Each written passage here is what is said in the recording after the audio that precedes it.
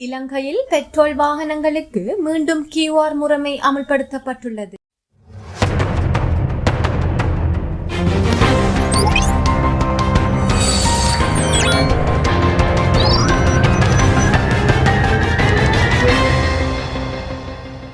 இன்று ஏப்ரல் 18 நள்ளிரவு முதல் QR முறைமையின் கீழ் மட்டுமே எரிபொருள் விநியோகம் நடைபெறும் என இலங்கை பெட்ரோலிய கூட்டுத்தாபனம் அறிவித்துள்ளது.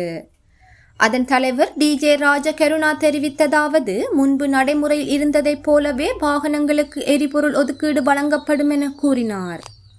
பண்டிகை காலத்தை முன்னிட்டு கடந்த ஏப்ரல் 11 நள்ளிரவு முதல் இந்த QR முறைமை தற்காலிகமாக இடைநிறுத்தப்பட்டிருந்தது. இந்நிலையில் இன்று நள்ளிரவு முதல் மீண்டும் ஒற்றை இரட்டை இலக்க முறையின் அடிப்படையில் அனைத்து வாகனங்களுக்கும் QR முறைமை ஊடாக மட்டுமே எரிபொருள் வழங்கப்படும். மேலும் தகவல்களுக்கு எங்களுடன் தொடர்ந்து இணைந்திருங்கள். இது உங்கள் நம்பிக்கையான செய்தி வலைத்தளம்.